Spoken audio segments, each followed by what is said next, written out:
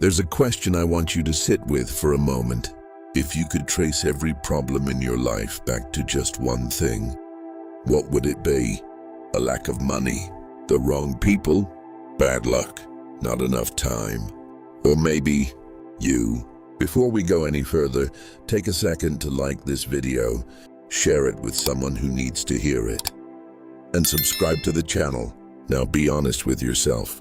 How many things are you trying to control right now? You want people to understand you.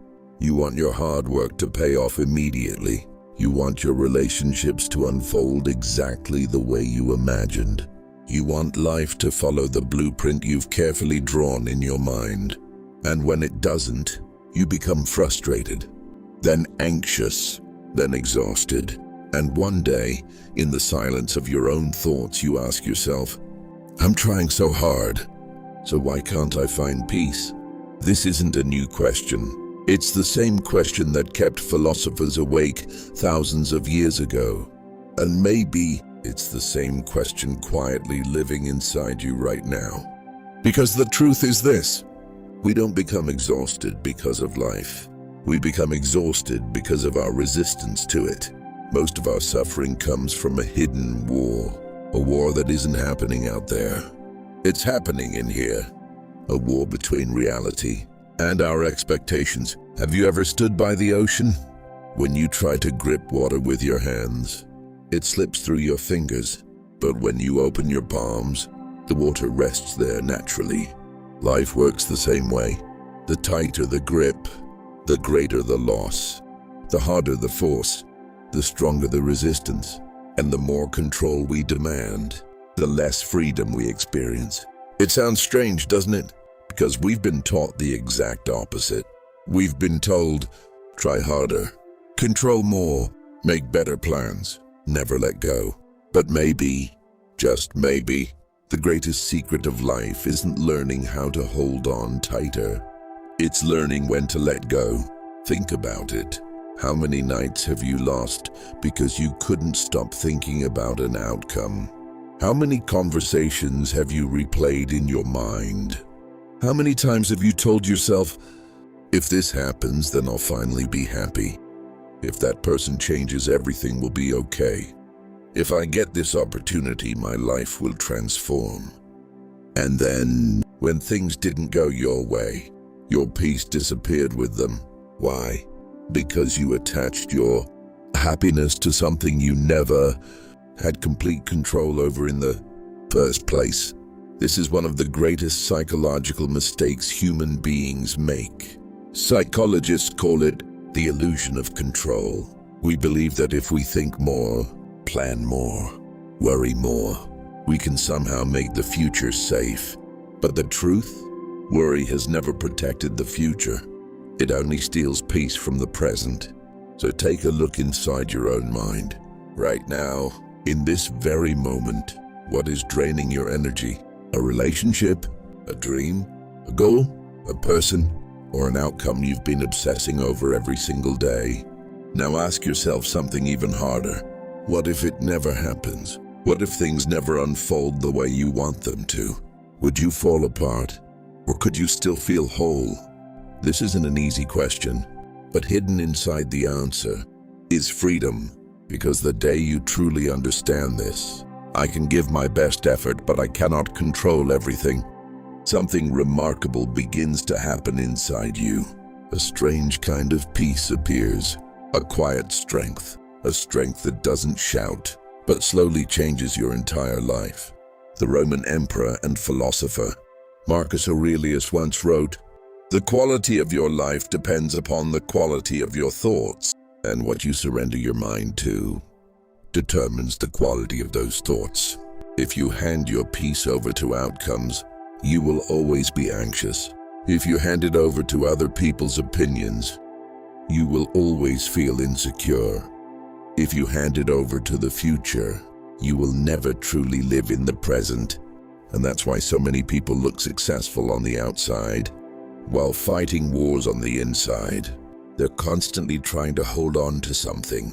Time, people, results, opportunities, the future. Their entire life becomes a clenched fist. But a closed fist can't truly hold anything, and it can't receive anything either. Maybe what's missing from your life isn't more effort, not more control, not more planning. Maybe there's only one thing left to learn: how to let go. And no, letting go isn't giving up. It's not becoming careless. It's something much deeper than that. It's an art, a mental discipline, a quiet mastery that allows a person to live in this world without becoming imprisoned by it. And this is where real transformation begins.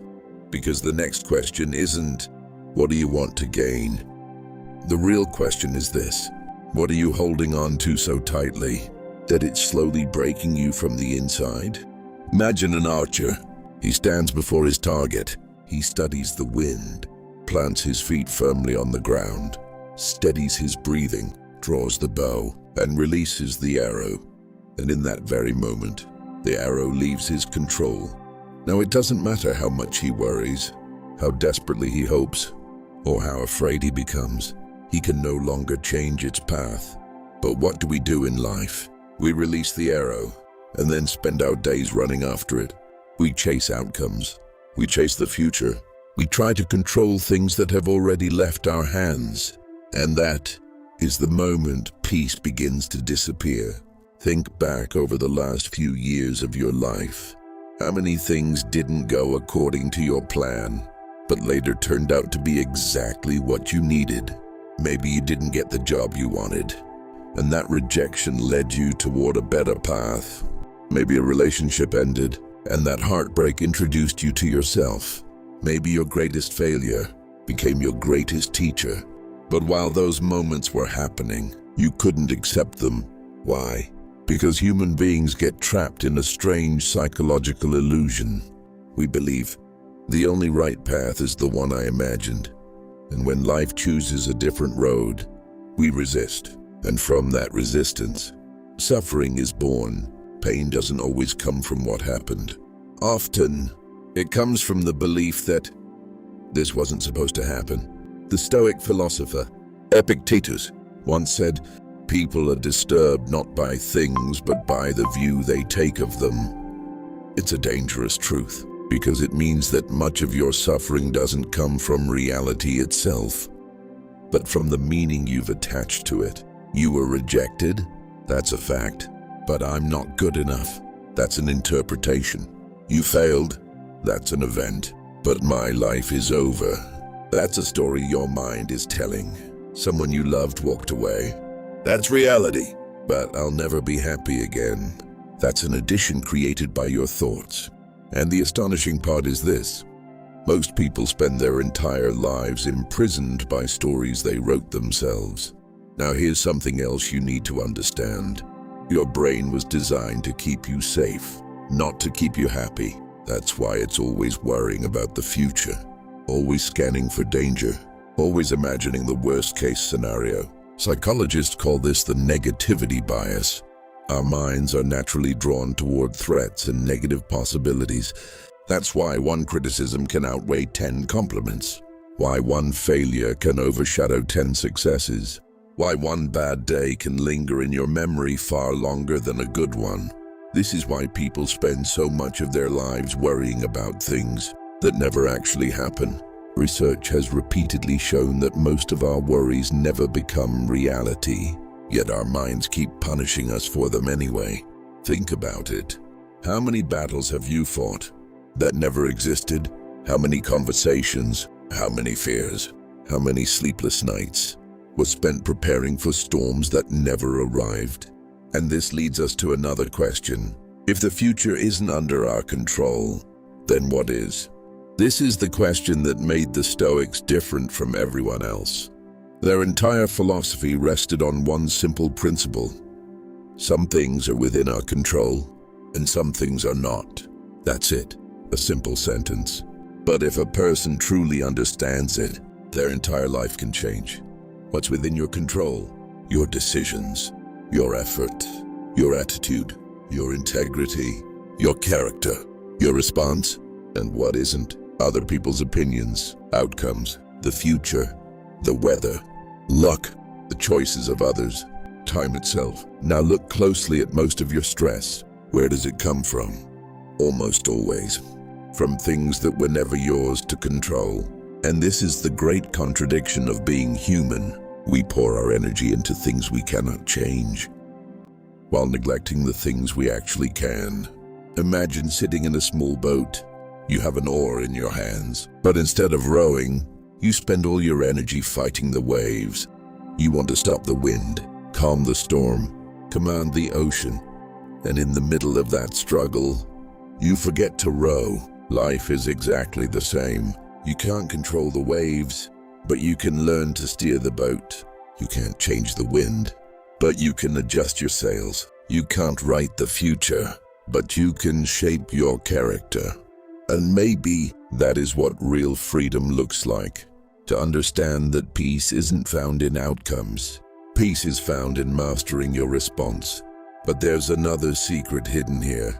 A secret that once understood will change the way you see people, relationships, success, everything. Because sometimes, the more desperately we cling to something, the more forcefully we push it away. Have you ever noticed something strange? The more desperately you want something, the farther away it seems to drift. Love, success, money, someone's attention, the fulfillment of a dream. The harder you chase it, the more restless you become. And the strange part is that restlessness doesn't just hurt you. It changes the way you think. It changes the way you act. Because when a person acts from a place of peace, they see clearly. But when they act from fear, all they can see is what they lack. Imagine a young man who falls in love. At first he's calm, interesting, naturally himself. But little by little, he becomes afraid of losing the relationship. Now every text message means something. Every silence feels like danger. Every delayed response feels like rejection. And then what happens? He texts more, explains more, asks for more attention, tries to hold on even tighter. And eventually, the very thing he fears becomes reality. The relationship falls apart. Why? Because the need to control love slowly suffocates it. And this doesn't happen only in relationships. It happens everywhere. A person wants a job so badly that during the interview their entire personality becomes fear. An entrepreneur wants success so desperately that every setback feels like destruction. A student wants to succeed so intensely that on the day of the exam, their mind goes blank. Why? Because when your entire identity becomes attached to an outcome, you stop living in the present. You begin living in fear. And fear destroys human performance. Psychologists call this attachment anxiety. The moment you tie your happiness to one specific outcome, your brain starts treating it like a matter of survival. Then every small obstacle feels like a threat. Every delay feels like failure. Every setback feels catastrophic. And a constant anxiety begins to live inside you. This is why some people seem to have everything, yet remain deeply restless. Because their peace isn't coming from within. It's attached to something outside of them. And any peace that depends on something external will always be fragile. Look at a tree. It doesn't panic over its fruit. It simply strengthens its roots. Day after day, it receives sunlight, accepts the rain, endures the storms, and then, one day, the fruit appears on its own. Nature teaches the same lesson everywhere. Focus on the roots, don't chase the fruit. But we do the opposite. We want success without building character. We want confidence without inner stability. We want love without learning how to love ourselves. We want the harvest without tending to the soil. And then we wonder why life won't give us what we want. The Stoic philosopher, Seneca, once wrote, "We suffer more often in imagination than in reality." Sit with that for a moment. How many of your worries actually exist? And how many exist only in your mind? How many of your fears are real? And how many are just possibilities? How many of your chains are truly there? And how many did you forge yourself? Because here's an uncomfortable truth.